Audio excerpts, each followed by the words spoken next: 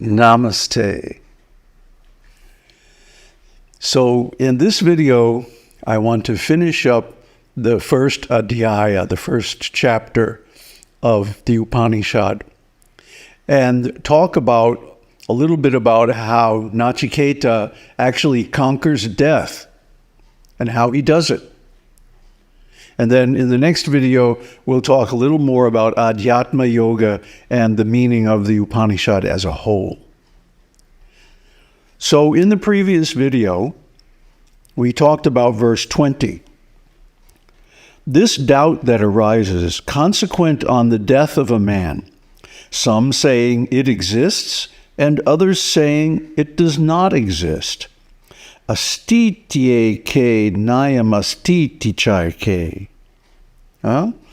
I would know this under your instruction. This is the third of all the boons. So Naciketā drops the bomb. He wants the ultimate knowledge. And not from anybody, but from death. And really what he's saying is, Death, I want to know your secret. Does the living entity exist after death, or is he just blown away and then there's nothing? And of course, both extremes are wrong. And we'll see how this all works out. Because I don't want to get into the whole explanation here. I want to go through the verses to the end of the chapter and then discuss the meaning. So after hearing this, Death replies, with regard to this, even the gods entertained doubts in days of yore, for being subtle, this substance, the self, is not easily comprehended. O Naciketā, ask for some other boon. Do not press me. Give up this boon that is demanded of me. So Death is pleading with Naciketā. Don't make me give up my secret.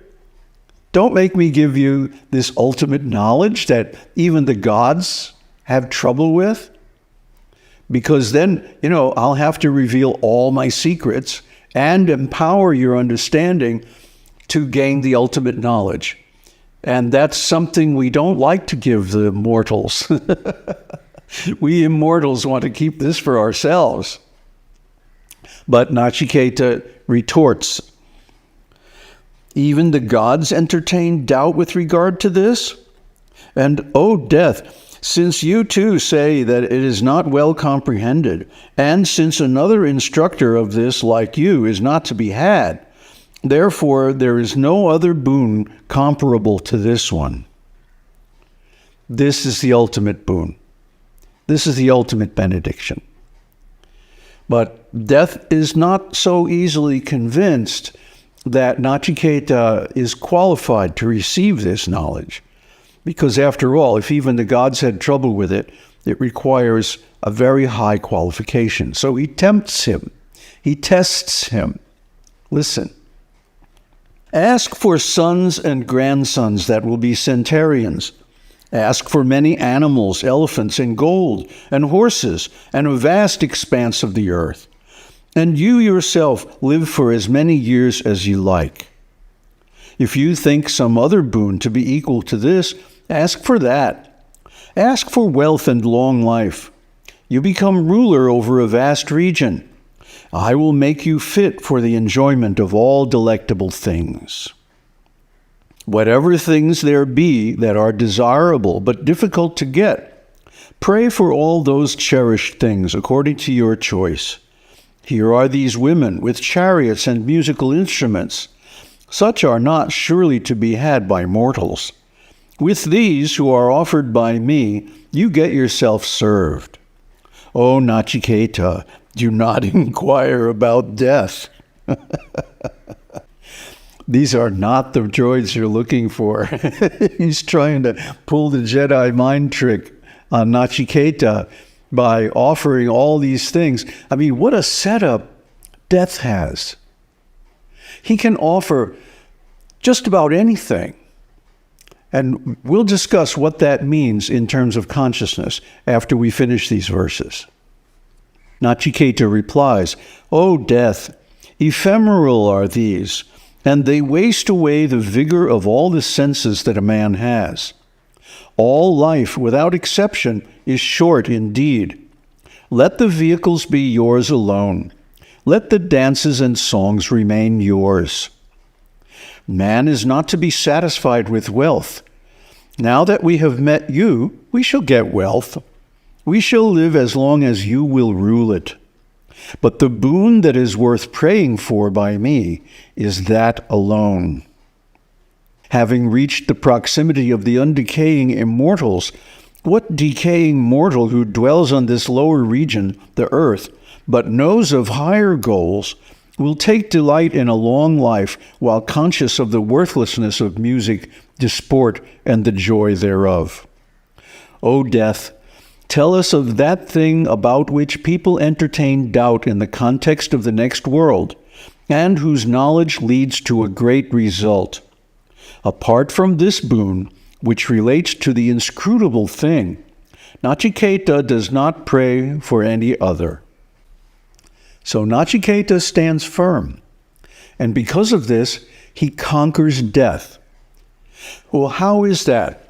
How can a mere mortal conquer an immortal like death? And the answer has to do with what death is. Okay, so let's look into the structure of death. Death is characterized in Shankaracharya's purports here as being desire, ignorance, and action. In other words, one is ignorant of the real truth about life. He thinks that the world is real. He thinks that the body is the self. He thinks that life is his to enjoy. And so he desires all these enjoyable things: wealth, women, land, animals, gold, so many things. But all these things are useless because they disappear at the end of the body. So Naciketā doesn't want anything temporary. He wants the real thing. He wants that which never passes away. And that's knowledge. Enlightenment, specifically. Not ordinary knowledge, but realized knowledge, jnana.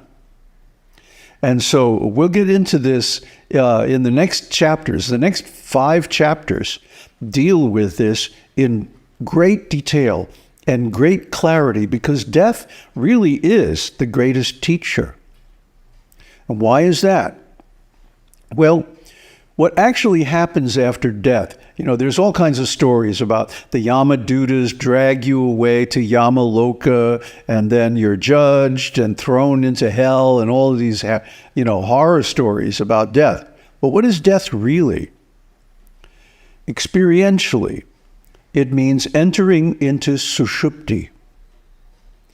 And sushupti consciousness we have discussed extensively since back in the Kaṭhopaniṣad series. Sushupti means the void, emptiness, that space in which one is conscious, but there are no objects to be conscious of. Now, when you enter sushupti, you bring with you the seed of your future existence, which is the essence, like a compressed archive of all the impressions and actions and feelings and ideas that you have in your previous life.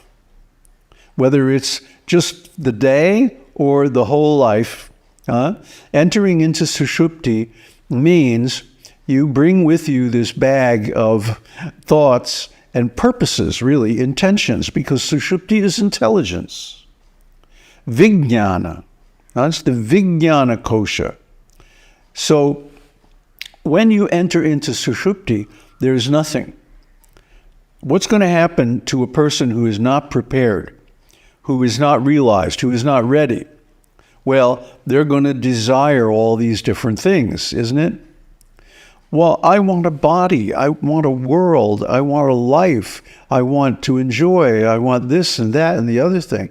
And so they start dreaming about these things, but because they're in sushupti, and sushupti is total causation, Whatever purposes one dreams about while in Sushupti certainly take place.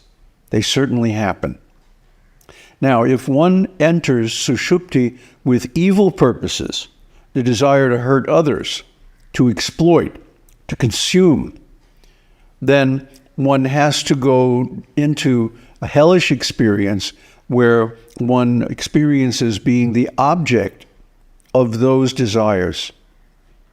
But if one enters Sushupti only with a desire for knowledge and elevation, then one can take a very high birth, either in the heavenly planets or even the Svarga.